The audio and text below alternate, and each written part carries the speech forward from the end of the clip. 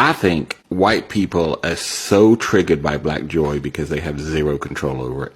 And white people are all about control. And anything they don't get to control and manage and dictate freaks them the hell out. They don't get to be the leader. I don't want to hear your cries. I don't want to hear your complaining. I don't want to hear your coulda, shoulda, wouldas. Because I don't feel no ways tired. I don't want to hear this is not what I voted for. This is exactly what you voted for. That man lets you know time and time again that he don't fool up with black and brown people. And it's sad because you yearning so bad to have proximity to whiteness made you turn a blind eye to the disrespect, made you feel like you were bigger than the program, made you feel like all the insults that he spewed against your people didn't apply to you. So now y'all want to act shocked and appalled because he done called the National Guard, everybody and they mama, to scrape you and your family members off the floor of LA. No better for you. Hello brothers and sisters, I really hope you're all doing fine from wherever you are watching me from now. Most of the MAGA supporters are now calling out the black community for help. Now they are crying out that God has cast them, and in some way they believe that the God of blacks is answering their prayers. Now most of them wanted to see the black community deported, but that's not whatever is happening. They are now shocked that the policies they voted for, it's now working against them. Most of the things they expected to be done to the undocumented immigrants and to the black community has turned back on them. Let's watch this video, then have a really quick discussion at the end of it. Thank you so much. Hey, white people, why does having a white majority in this country matter so much to you?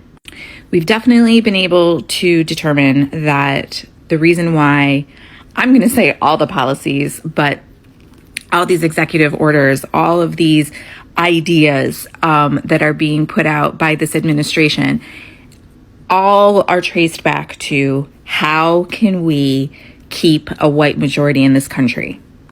If things stay the way that they are, if demographics continue to move in the direction that they are right now, by 2045, white people will no longer be the majority of this country.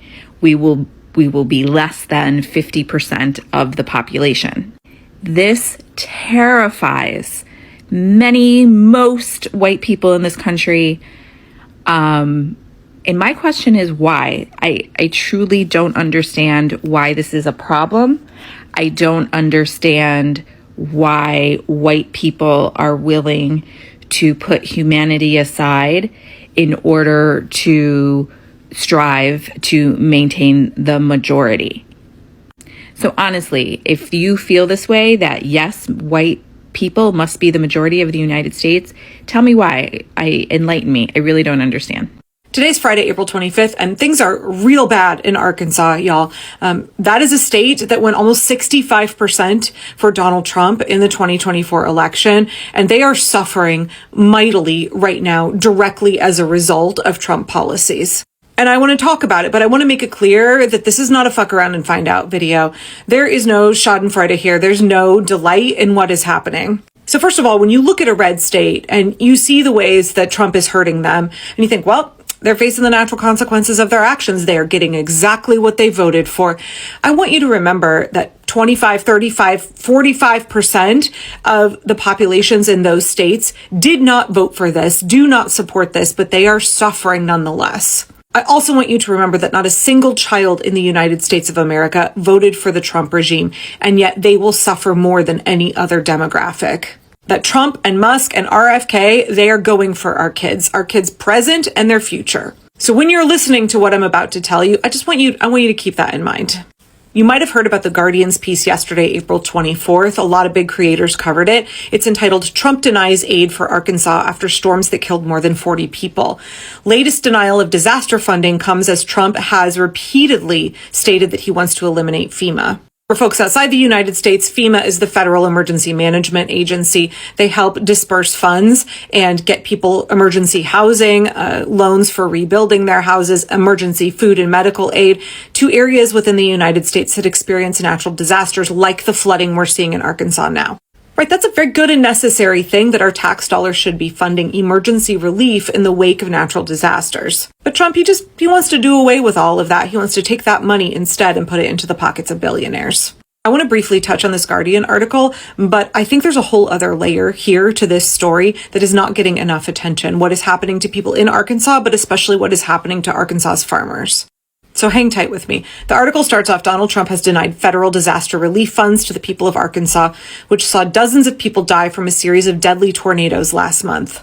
Legislators, including Republicans in Arkansas, are pleading with Trump to reconsider. Now, I want to remind you here that FEMA money is money that is allocated by Congress, and Trump does not have the authority to just turn off that spigot. He does not have the authority to stop the dispersal of funds that have already been allocated by Congress, but he has done it anyway. Given the scale of the disaster, the state's Republican governor, and I would add Trump loyalist and Nepo baby Sarah Huckabee, the governor rolling back child labor laws because she thinks 8th and 9th graders should be working in slaughterhouses.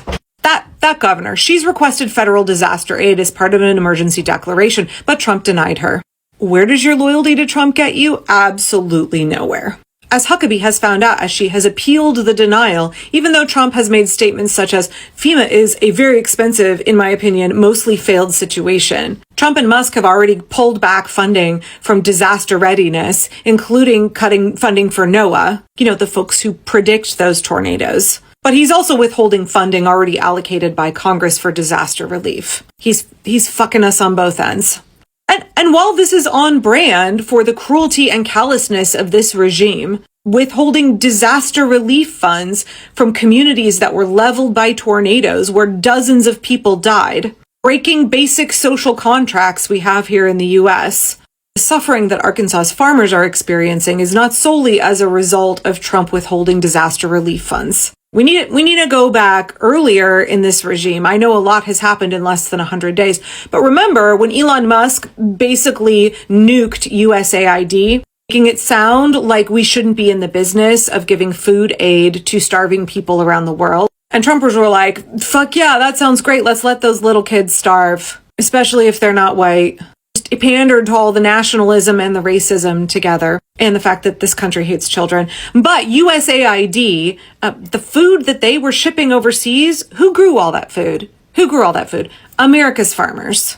I'm citing Christopher Jones, an Arkansas politician here, who cites that 6 of the largest farms in Arkansas all benefited tremendously from contracts for humanitarian food assistance for USAID. Heifer International, a charity that I have supported for more than 30 years, helps provide subsistence farmers around the world with livestock from rabbits to goats to chickens to cattle. They and their veterinarian training program are in Arkansas and face the loss of funding because of Trump. Sustainable aquaculture company Windrock International, which is in Arkansas, was funded 95%. America has never lacked labor. It just always had a very clear idea of who should be doing it. The fields, the factories, the kitchens, the care work, always someone else's job. And now, according to our Secretary of Agriculture, that job should go to Medicaid recipients. Not because they volunteered, not because it pays well, but because in the eyes of power, the poor are disposable, and poverty is now a work assignment. Recently, the Secretary of Agriculture suggested that immigrants being deported from this country will be replaced on farms by Medicaid recipients. Let that sink in. We're now saying if you are poor, you work. If you are sick, you work. If you are disabled, an elderly, or a veteran who served this country and now relies on public health care, you work. Not because it's a calling, but because your life, your value, is reduced to whether you can produce cheap labor. For food you may not even be able to afford yourself. This isn't policy, it's punishment. It's the reincarnation of an old American idea that certain people were born to serve. And if they can't serve willingly, then the government will assign them value. Let's be real here. We know who she's not imagining out there in the fields. She's not thinking of white mothers in rural Ohio. She's not thinking of Vietnam vets who spent decades battling PTSD. She's not thinking of your grandfather on oxygen or your neighbor recovering from surgery. But when she says Medicaid recipients, she wants you to picture black or brown face, a poor person, someone else. This is not about labor. This is about lineage. This is about who America has always considered the help. And now that immigration is being restricted and borders are tightening, they're looking inward and they're asking, who's left to exploit? But here's the irony.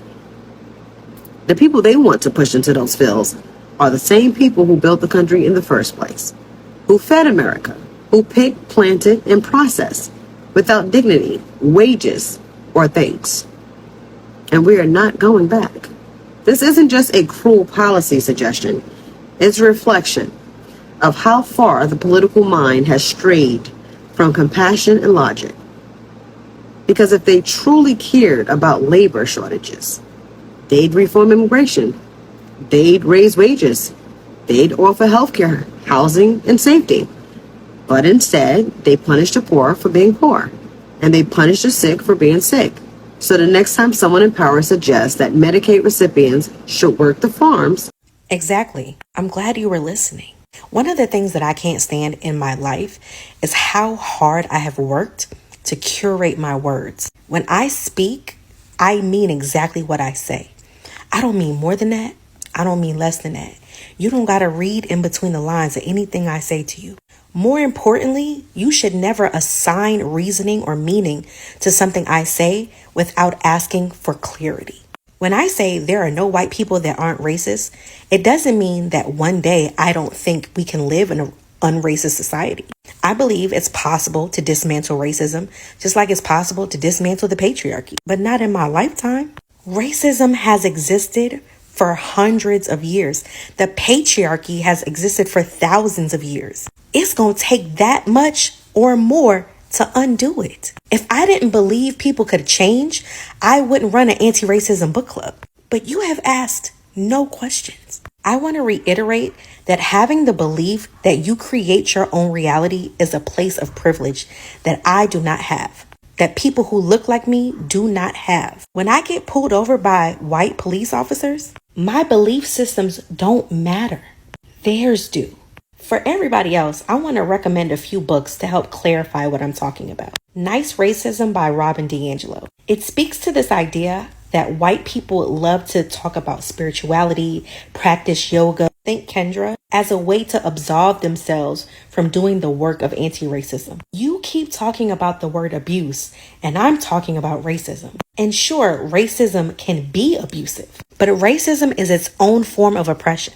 And even if we were talking about abuse, I wouldn't expect somebody in an abusive relationship to stay in that relationship in the hopes that the person is going to change. Because whether they change or not ain't got nothing to do with me. I need to be safe. As a level set, I just want to communicate. I'm not trying to convince you, okay? That's not what God sent me on this earth to do. You are welcome to believe whatever lie and delusion that you choose. That's why the first thing I said was, I'm okay that we don't agree. But you have a good night, Kayla. The rest of y'all can tell me what you think. Imagine a person presenting as a white woman explaining to me what racism looks like. White women. When you show up into spaces where the topic is anti-racism or how do we move the needle forward? What are we going to do about MAGA? How are we going to survive these next 4 years? And the only thing you have to offer is I see everybody the same. I cut all the family off that are Trump supporters. People don't even have those type of conversations around me because they know better. What you are doing is othering yourself. You are identifying yourself as a safe white. If this is something you find yourself doing often, I want to encourage you to join our anti-racism book club. Day and I started this group with the intention of helping white people dismantle something that is internal, not external.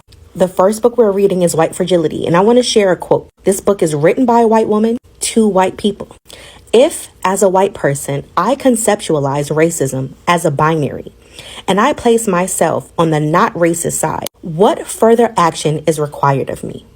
no action is required of me because I am not racist. Therefore, racism is not my problem. It doesn't concern me, and there is nothing further I need to do. Apply the quote to your life, not the people in your life that you know are racist. To the white people saying that the Black History Museum has an overemphasis on slavery, what part should they focus on instead? The part where black people got restitution? Because that never happened. The part where black people got reparations? Because that never happened. The part where black people got their 40 acres and a mule? Because that never happened. The part where black people had their civil rights protected right away? Because that never happened either. In fact, it took until 1965, and even then, those civil rights are slowly being stripped away case by case. If you don't like that a museum about black history focuses on the countless ways that white people in power have stripped away basic humanity from black people for 400 years, here is an idea. Stop suppressing basic humanity for black people, pay restitution, pay reparations, protect civil rights, and dismantle the white supremacist infrastructure that sustains to this day from the legacy of slavery. You don't get to violently enforce 400 years of white supremacist policies, profit off of them, make generational wealth out of them, sustain power from them, and then look in the mirror and get offended by what you see. Have you all read the book by Robin DiAngelo called White Fragility? Well, essentially, that's a book that describes how white people react when they are called a racist. Yes. One of the ways that white people react is to become defensive. They try to defend what they have said or how they have behaved. Yeah. And I find it fascinating because that's what happened when I merely alluded to a part of Harry Styles' acceptance speech as being about race. Yes, y'all got defensive. And you know the part that I'm referring to, when he said, "This doesn't happen to people like me very often." Some of you got defensive. So much so that you got into my comment section, and told me that, well, what he meant is that he was from a broken home. What he meant is that he came from a boy band. What he meant, and this one is a personal favorite, is that he worked in a bakery. Yes, you got defensive, you got in my comment section and told me what he really meant. Yes, all the different little ways he was oppressed. That's what he meant. Yeah. So I'm going to confess something to you. Yeah. I don't know that boy. I don't. So you're probably right. He probably did mean all those other things. Yes. He probably did mean to say that it's not often that men like him, coming from his background and his many, many years in the music game, would triumph over people who coincidentally, not all of them are of his same race and or gender. Coincidentally. It's not often that people like him would triumph over them, regardless of the fact that they've been doing this longer, have stellar reviews, a stellar proven track record, and a stellar body of work in the same year that he put out his body of work. It's not often that something like this would happen to people like him. I mean, granted, I think it's happened a handful of other times, 32 times maybe, but I'm just guessing. So, again, I misunderstood him. I'm sorry, and I hope you accept my sincere apologies. Thank you. If you are not sure that all white people have opinions on racism, just bring it up the next time you're around a bunch of white people. Not only do we all have opinions, but they tend to be very emotionally charged, and that has nothing to do with whether they're informed or not. I have an opinion on virtually everything, but that does not make them informed. I don't believe you can grow up or spend any significant time in the United States without developing opinions on racism, and they will be emotional and strongly held. And again, that has nothing to do with whether they're informed. And in fact, if you are white and you have not devoted years of sustained study, struggle, and focus on this topic, your opinions are necessarily very limited. And no, a trip to Costa Rica, multiracial nieces and nephews, these are not sustained study, struggle, and focus. Now, how can I say that when I don't know most of the people in this room? And this, of course, is the first thing that tends to trigger white fragility, generalizing about white people. As a sociologist, I'm really comfortable generalizing about white people. Social life is predictable and patterned, in really observable ways, and we've got to grapple with those patterns. But I can say this, that your opinions without sustained study, struggle, focus, mistake making, relationship building, repair, they're superficial because nothing in society gives you the information you need to have more than that. In fact, you can get through graduate school in this country without ever discussing racism, can you not? You can get through teacher education in this country without discussing racism. And if you're in a progressive teacher education program, you'll have one required multicultural education class. But that doesn't mean you'll be talking about racism. You might just be talking about how to introduce ethnic authors in February. Right? You can get through law school, you can get through social work, right? You can be seen as qualified to lead a major or minor institution in this country, to lead a group of people, to supervise people. You can be seen as qualified to do those things with virtually no ability whatsoever to engage with any complexity or nuance in the issue of racism. Hello, brothers and sisters. I really hope you're all doing fine from wherever you are watching me from now. There is a crisis that is forming in most of the countries. Let me just be very specific. In the US and some of the countries in Africa, like South Africa, where we have white-only towns. Now, these towns are dominated by white folks, and in that case, you might find large tracts of land fenced, and no one who is not of their color is allowed to go in. Now, we've been seeing a lot of these countries failing in a way, and they're now having a crisis, reaching a point where they're pointing fingers at each other for everything that is happening. Now, I want to quote very specific towns in the US. These states, like the state of Missouri, which is currently dominated by white farmers, is facing a crisis, and this is after polarizing national election like the Trumps win.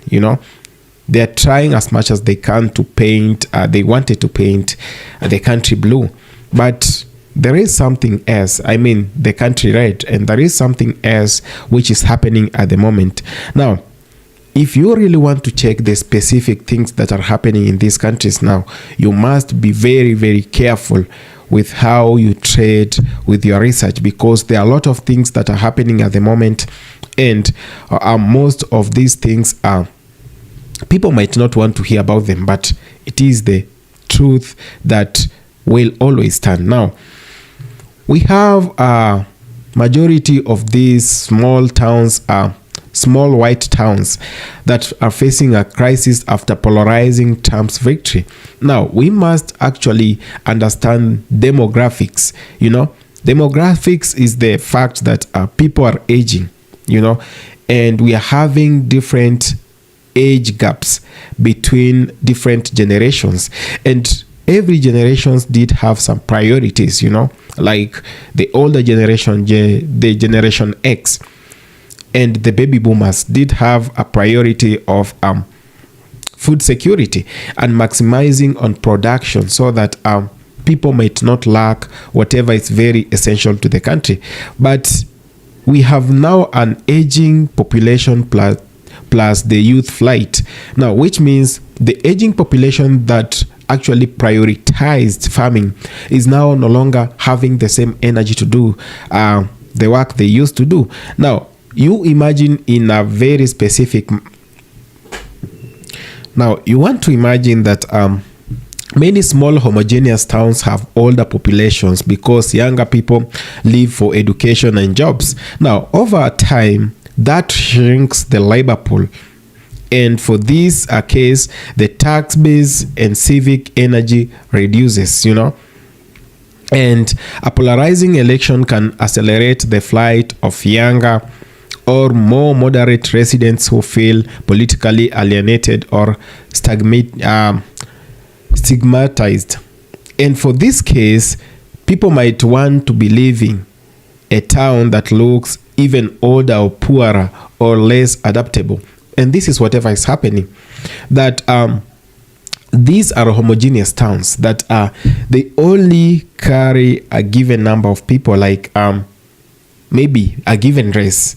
And for this case, the younger population might want to go out to look for jobs, better jobs, to seek education. And for this one reason, you're finding the white farmers in these countries are now facing a crisis, a labor crisis, because they have no one to come and work in their farms. They have no one who is very experienced after the ICE deportations happened. They have no one. After voting Donald Trump, they are now complaining that they can't get enough workers in their farms because most of the people who live in these towns are now older people, and they're now pointing fingers at each other because of voting a president who has deported their workers. But when the president was saying he was going to do that, they were all okay by that time. What has changed over time? And you ask yourself, what's changed during the night that they have realized that they did something which was not good? Because when you have a town which is dominated by a given population or a given race, then the race is older. Now, what do you expect about the labor patterns? They are going to shift, and for this one reason, you are going to have, or we are going to face a crisis. Now, there is economic fragility and structural change which is happening in most of these small white towns. And for this case, we must actually understand that these small towns often depend on a narrow set of industries, that are dominated by the same race. And these factories can include, industries might include farming, single factory, timber, small retail, and many others. And over decades, automation, consolidation of farms, and factory closures have removed stable jobs, just like it is happening right now. Most of the deportations happening have removed stable jobs because most of the people who live in these towns dependent on labor from the outside, because they are people of the same race, as I said, and they are older. They do not have the same energy to go into the farms and start maybe preparing that, harvesting blueberries and all that, And for this one reason, they depended on the people who are now being deported, on the illegal immigrants who are now being targeted by one and only Donald Trump's administration. And the ICE has been very, very, very vocal in doing this. And they have been actually going left, right, and center, trying to deport everyone who they believe is illegal in the US. And you might now understand why there are a lot of tensions in these small white towns, because the farmers there are having a labor crisis. And Missouri just come to Africa, and we have so many other places like South Africa where we have a town like Orania where it's a white only town. And we've also seen the same crisis. The population is aging, and after the population ages, now there is a reduced labor mobility in that case. And for that one reason, you're going to get that the town might not get the services it got, and they might want to now import laborers from nearby states. And for this one case, you find a lot of people now facing fragility, and they may not want to go and work there. And for this one, for many other reasons known to people, they might want to boycott these towns because they are known to be racist. Now we have the political and reputational effects these towns have been facing for a very long time. The way I say it, you might be facing a crisis. In the same crisis, you can't import workers because there is a notion or there is a stereotype that have been built about your town being a white-only town, that it is racist, and no one wants to work for someone who will discriminate them in one way or the other. And when a national figure like Donald Trump wins and national attention focuses on identity politics, now media stories frequently spotlight towns that are homogeneously white or have exclusionary histories. That attention can attract national criticism, protest, and condemnation. And when you are condemned because of something like receiving criticism because of identity politics, the one that I was talking about, then you see everyone wants to isolate themselves with you. For example, you don't have enough workers in your farm, but you can't get enough workers from nearby states because they believe you are racist. They believe about so many other things because you are doing identity politics and many other stories. And for this reason, you might end up not having workers, even if you have the money to pay for the labor that you want to import. And this can lead to boycott or drops in tourism businesses if businesses are perceived as exclusionary, that they only deal with a certain race, that they do not accept people from another race. These things have been happening in Africa. They're happening in some parts of Africa, and they are now happening in the US. Can't you see a similarity? Can't you learn the patterns that is for whatever is happening at the moment? We really need to do some good politics, and we really need to understand. I've always said that do not go to the ballot to vote for someone to punish another person, For that same reason, or for that reason, you might have caused yourself a lot of pain, because if you're going to vote to punish someone else, you might end up voting the wrong candidate. You might end up voting the person that is not suitable for that position. And you all know whatever happens when that's the case. So we might want to consider doing some things that are better with time than trying as much as we can to homogeneous our towns and making them to look like a one-race town. This is not whatever we've been talking about humanity. And there are a lot of expectations and reality, People have been expecting a lot from Donald Trump. But here comes the reality. Donald Trump was elected on the basis of religion. Now, he came up with the religion topic about fighting homosexuality, about doing so many other things, about restoring the dignity of the U.S. politics and the U.S. as a Christian country. Many Christians went and voted for Donald Trump, but they are now regretting. I do not say Kamala Harris was good either, because we all know their histories, but I say it reaches a point where the U.S. might want to shift from party politics, that you must vote a Republican or you must vote someone who is a Democrat. And when you vote a Democrat or a Republican, they are the same.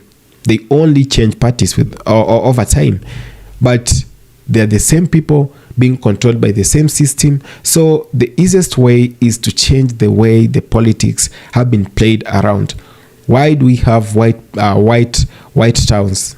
Why do we have people excluding themselves and treating themselves as special just because they come from a certain race, or because they're practicing They're practicing identity politics, that I'm from this, I'm of this party because I'm white, or I'm from this party, or I want to belong to this party because it's dominated by blacks and all that, maybe conservatives or liberals. So we do not want a situation where we elect people because we are running short of candidates, just because the other one that you do not want belongs to an opposition and the other one belongs to this. So you only have two choices.